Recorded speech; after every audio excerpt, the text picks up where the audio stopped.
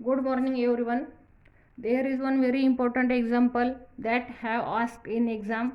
So prove that limit Sn as n tends to infinity is equal to L if and only if and only if limit as n tends to infinity s to n minus 1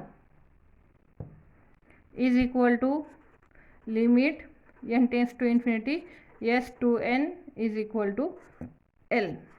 Yes, so we have to give solution.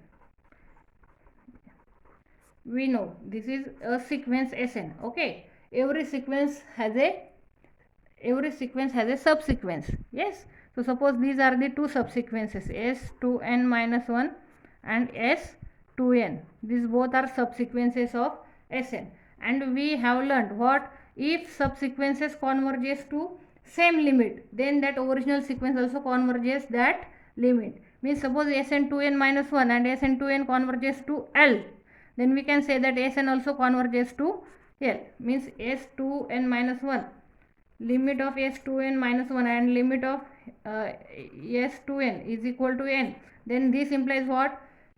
Sequence Sn converges to L.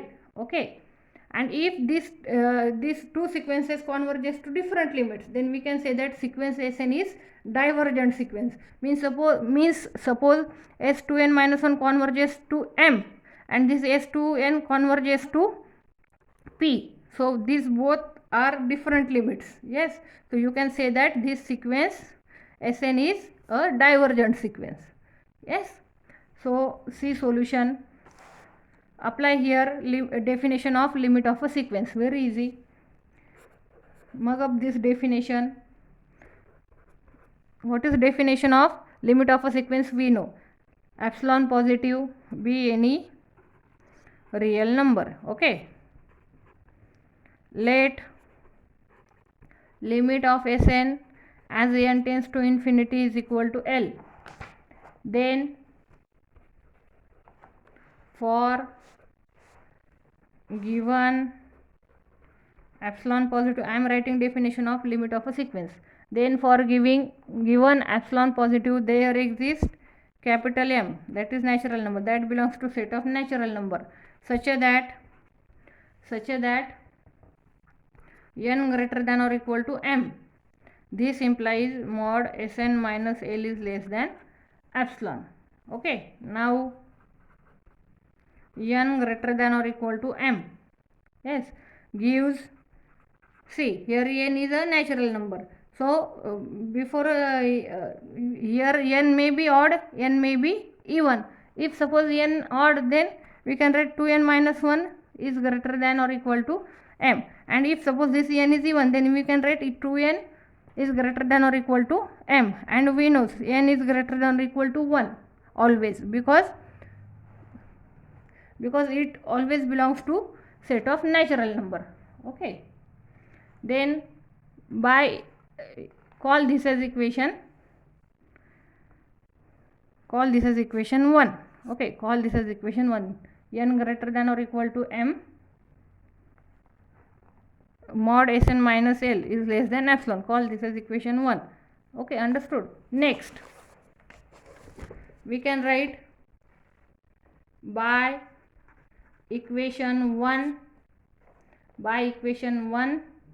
mod Sn or mod 2n minus 1 minus L is less than epsilon, and mod s to n minus L is less than epsilon. Okay, here we apply definition of limit of a sequence. Okay, so this implies what? Limit of s to n minus 1 is equal to L, and also limit of s to n is equal to L. Understood? Yes. Conversely, let limit of s to n minus 1 is equal to L and limit of s to n is equal to L. Yes, this implies for epsilon positive there exist M1 and M2, these two natural numbers such that n greater than or equal to m1. Yes, this implies what? S2n minus 1 L is less than epsilon, and n greater than or equal to m2 implies what?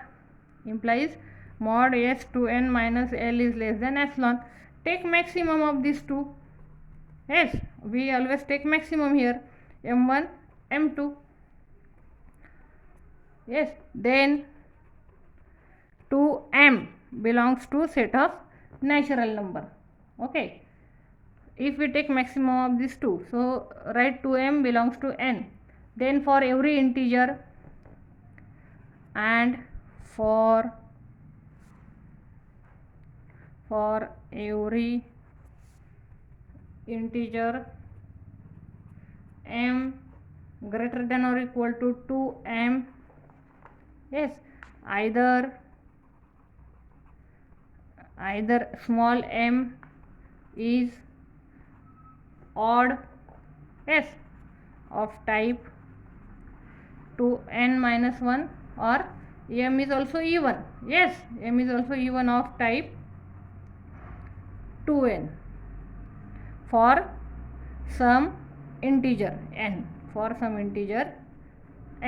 okay. This implies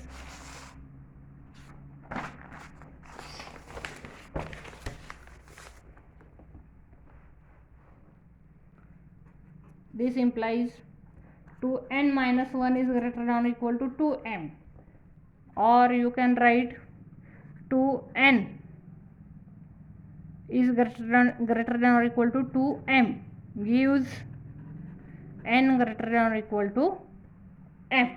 Yes, we can write like this. So this implies mod Sn 2n minus 1 minus L is less than epsilon, and mod S2n minus L is less than epsilon.